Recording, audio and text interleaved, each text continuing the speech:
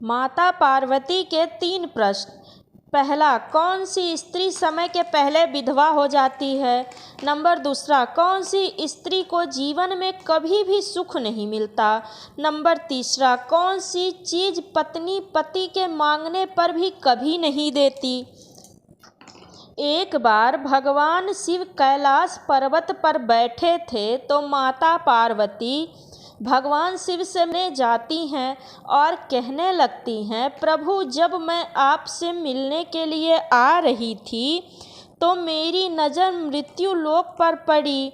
वहाँ मैंने क्या देखा कि 3 स्त्रियाँ जो आपस में सहेली थीं, उनमें से 2 स्त्रियाँ विधवा होकर के दुखी जीवन जी रही थीं, जबकि एक स्त्री सुहागिन होकर के अपने पति के साथ सुखी जीवन जी रही थी। प्रभु, यह बात मेरी समझ में नहीं आई, इसलिए मेरे मन में 3 प्रश्न गूंजने लगे। अब मैं आपसे यह चाहती हूँ कि आप मेरे तीनों प्रश्नों के उत्तर दे करके मुझे संतुष्ट करने की कृपा करें। इस प्रकार माता पार्वती की बात सुन करके भगवान शिव कहते हैं, पार्वती, तुम मुझे अपने तीनों प्रश्न बताओ, मैं तुम्हें तुम्हारे प्रश्नों के उत्तर दे करके पूरी तरह संतुष्ट करने का प्रयास करूँगा। अब माता पार्वती कहती हैं, प्रभु, मेरा पहला प्रश्न है, कौन सी स्त्री समय से पहले विधवा हो जाती है? मेरा दूसरा प्रश्न है, कौन सी स्त्री को जीवन में कभी भी सुख नहीं मिलता है? और मेरा तीसरा प्रश्न है, कौन सी चीज़ पत्नी पति को मांगने पर भी कभी नहीं देती है? इस प्रकार माता पार्वती के प्रश्न सुन करके भगवान शिव कहते हैं, पार्वती, तुम जिन स्त्रियों की बात कर रही हो उनमें से 2 स्त्रियां विधवा होकर के अपना दुखी जीवन जी रही हैं और वहीं पर एक स्त्री सुहागिन होकर के अपने पति के साथ में अपना सुखी जीवन जी रही है। तुम जानना चाहती हो आखिरकार ऐसा क्यों है? तो मैं तुम्हें एक छोटी सी कहानी सुनाता हूँ। आधी अधूरी कहानी सुनने वालों को आधा अधूरा ज्ञान प्राप्त होता है, जो जीवन में कभी भी काम नहीं आता। इस कहानी को कृपया करके पूरा सुनो, क्योंकि तुम्हारे तीनों प्रश्नों के उत्तर इस छोटी सी कहानी में समाये हुए हैं। माता पार्वती कहती हैं, प्रभु, मैं आपकी बात से सहमत हूँ, आप कहानी शुरू करिए, मैं कहानी को पूरे मन से सुनूंगी। भगवान शिव कहते हैं, पार्वती, सबसे पहले मैं तुम्हें उस स्त्री की कहानी सुनाता हूँ जो सुहागिन बन करके अपने पति के साथ सुखी जीवन जी रही है।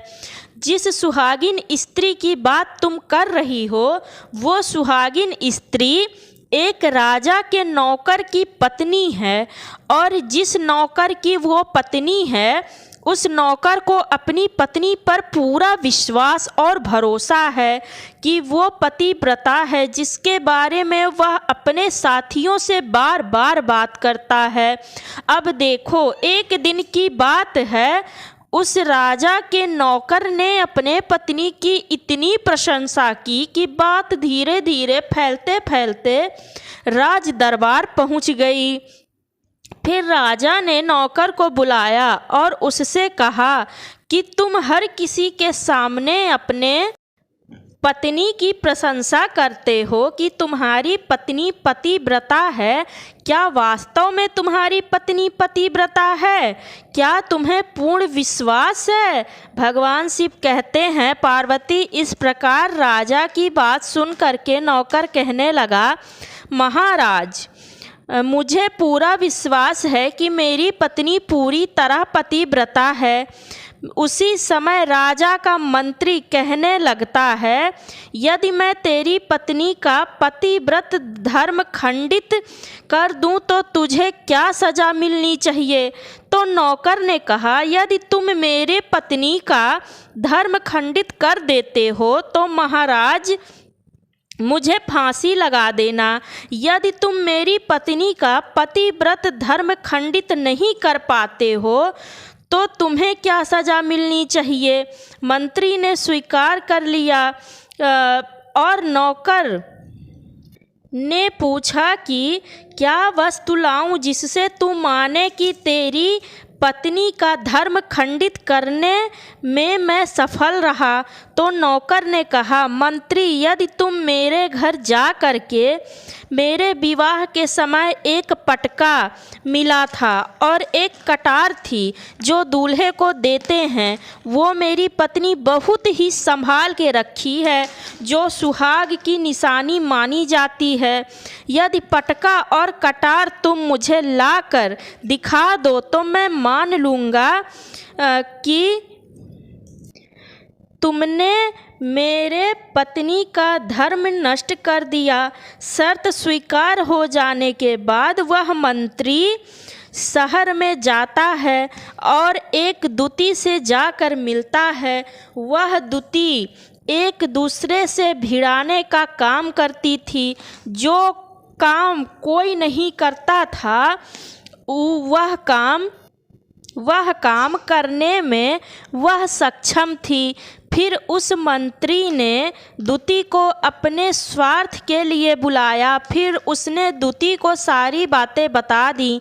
फिर वह दूती से कहने लगा, तू कैसे भी करके उस स्त्री से मेरा संपर्क करा दे। तुझे जितना धन चाहिए मैं तुझे उतना धन दूंगा।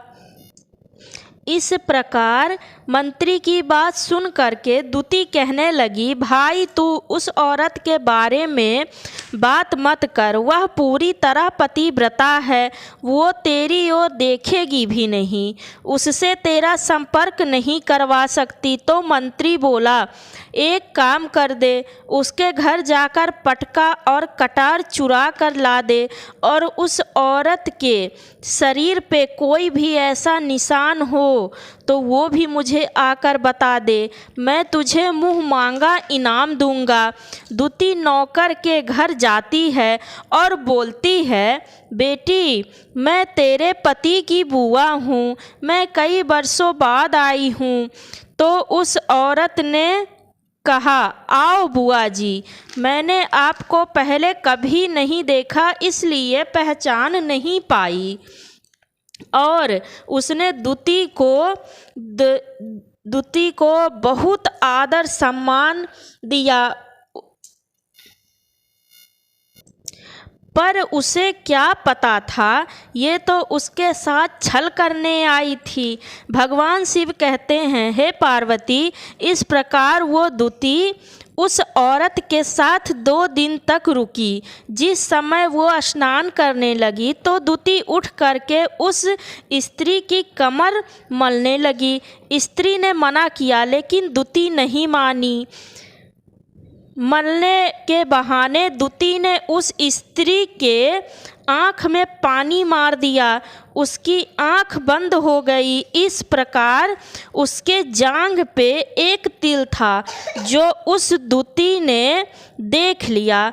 स्नान करने के बाद जब वह पतिव्रता स्त्री रसोई में खाना बनाने गई तो उसने वह पटका और कटार उस नौकर के घर से चुरा लिया और वहाँ से चुपके चुपके भाग गई और जाकर के पटका और कटार वह मंत्री को दे दिए और उस पतिव्रता स्त्री के जहाँ तिल का निशान था वो भी बता दिए। मंत्री पटका और कटार ले कर के राज दरबार में पहुंचा और बोला, महाराज, मैंने नौकर की पत्नी के साथ 2 दिन बिताए और यह पटका और कटार उसी के हाथ से लेकर आया हूँ। फिर तो राजा ने दरबार में दरबार लगाया। नौकर और मंत्री दोनों को बुलाया। फिर राजा का आदेश पा करके मंत्री ने वो सारी चीज़ें दिखाई और तिल का निशान भी बताया। फिर तो नौकर मान गया कि वह वास्तव में आज मेरी पत्नी पतिव्रत धर्म पूरी तरह नष्ट कर लिया। फिर राजा ने फांसी का दिन उस दिन रख दिया। फांसी का दिन 15 दिन बाद रख दिया। फिर तो राजा ने फांसी का दिन 15 दिन बाद रख दिया और नौकर ने उसकी अनुमति इच्छा पूछी तो नौकर ने कहा, मैं अपनी पत्नी से अंतिम बार मिलना चाहता हूँ।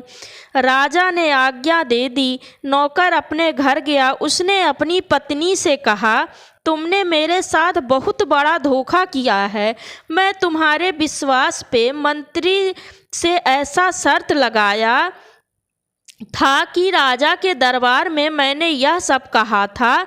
नौकर ने सारी बातें बताईं। अब मुझे 15 दिन बाद फांसी दे दी जाएगी। मेरे साथ विश्वासघात करके ठीक नहीं किया तुमने। उस पतिव्रता स्त्री ने नौकर को सारी बात बताई, लेकिन उसे विश्वास नहीं हुआ और वह पुनः राजा के दरबार में पहुंच गया। फिर उसे कैद में डलवा दिया गया। उधर नौकर की पत्नी भी राजा के दरबार में गई और राजा से नाच दिखाने की आज्ञा मांगी, क्योंकि वह स्त्री बहुत सुंदर थी और राजा शौकीन थे। इसलिए राजा ने आज्ञा दे दी। सभी मंत्री उपस्थित होकर इस सुंदरी का नाच करवाने की पूरी व्यवस्था करने लगे। तो सारे मंत्री राजा के दरबार में उपस्थित हुए। फिर उस नौकर की पत्नी ने जब नाचना शुरू किया तो राजा को बहुत पसंद आया। राजा ने कहा, मैं बहुत खुश हूँ, मांगो, तुम्हें मुझसे जो भी मांगना है मैं तुम्हें अवश्य दूंगा। उस स्त्री ने कहा, महाराज, आपकी सभा में मेरा चोर है जिसने मेरे रुपए लिए थे लेकिन आज तक वापस नहीं दिया। उसे फांसी की सज़ा दे दीजिए। फिर राजा ने कहा, तुम बताओ कि वो कौन है।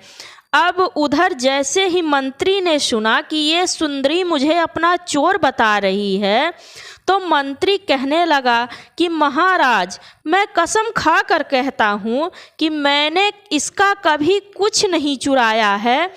मैंने तो इसको आज तक कभी देखा ही नहीं है, तो मैं इसके चोरी कैसे कर सकता हूँ। मैंने आज तक इसकी शक्ल ही नहीं देखी है। वो सुंदरी कहने लगी, महाराज, यदि यह मंत्री मुझे नहीं जानता तो आप इससे पूछिए कि यह पटका और कटार कहाँ से लाया था। मैं उस नौकर की पत्नी हूँ जो आपके यहाँ नौकरी करता है और आप मेरे निर्दोष पति को फांसी पर चढ़ाने वाले हैं। अब मैं आपको पूरी कहानी सुनाती हूँ। ये जो आपका मंत्री है, इसने मेरे पास में अपनी दूती को भेजकर मेरे जांघ के तिल का पता लगाया और उसने ही यह पटका और कटार चुरा करके इसको ला करके दे दी।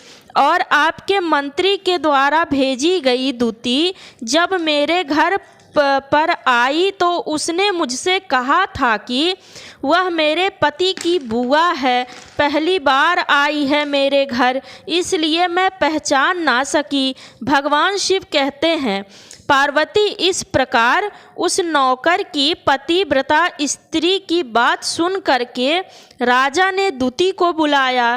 फिर उस दूती ने राजा को सारी सच्चाई बताई। फिर राजा ने उस नौकर को छोड़ दिया और मंत्री को फांसी पर चढ़ा दिया। इस प्रकार उस नौकर की पतिव्रता स्त्री ने अंत में राजा से कहा, महाराज, मैं अपने पति से बहुत प्यार करती हूँ। मैं एक चरित्रवान स्त्री हूँ। कभी भी अपने पति का नाम अपने मुंह से नहीं लेती हूँ। अब भगवान शिव कहते हैं, मेरी कहानी पूरी हुई। अब तुम अपने तीनों प्रश्नों के उत्तर सुनो। तुम्हारा पहला प्रश्न था, कौन सी स्त्री समय से पहले विधवा हो जाती है? जो स्त्रियां अपने पति का नाम लेती हैं वो समय से पहले विधवा हो जाती हैं, क्योंकि पति का नाम लेने से पति की उम्र कम हो जाती है और समय से पहले उनके पति की मृत्यु हो जाती है। बस यही राज की बात है कि तुम जिन 3 सहेलियों की बात कर रही थी उनमें से 2 विधवा थीं। वो 2 स्त्रियां जो विधवा होकर के दुखी जीवन जी रही थीं वो हमेशा अपने पति का नाम लेकर बुलाती थीं, जिसके वजह से उनके पति की उम्र कम हुई और फिर वह विधवा हो गई। इसलिए कभी स्त्री को अपने मुंह से पति का नाम नहीं लेना चाहिए। अब तुम्हारा दूसरा प्रश्न था कि कौन सी स्त्री का जीवन में कभी सुख नहीं मिलता। समझ लो, जो स्त्रियां अपने पति के बिना अनुमति के किसी भी तीर्थ स्थान या उत्सव में जाती हैं उनके जीवन में कभी भी सुख नहीं आता। इसलिए ऐसी स्त्रियां जीवन में दुखी रहती हैं। और तुम्हारा तीसरा प्रश्न था कि ऐसी कौन सी चीज़ है जो एक पत्नी अपने पति के मांगने पर भी नहीं देती है? तो वो चीज़ गाली है। एक चरित्रवान स्त्री अपने पति को कभी भी गाली नहीं दे सकती है। ये सुन कर के माता पार्वती तीनों प्रश्नों से संतुष्ट होकर कहती हैं, स्वामी, वास्तव में जो स्त्री चरित्रवान होती है वो कभी दुखी जीवन नहीं जीती है, हमेशा अपने घर परिवार में सुखी रहती है। तो फ्रेंड्स, अगर वीडियो पसंद आई हो तो वीडियो को लाइक करिए, चैनल को सब्सक्राइब करिए और अपने मित्रों में शेयर करिए। अब मिलते हैं अगले ब्लॉग, अगले कहानी में। तब तक के लिए आप सभी को बाय।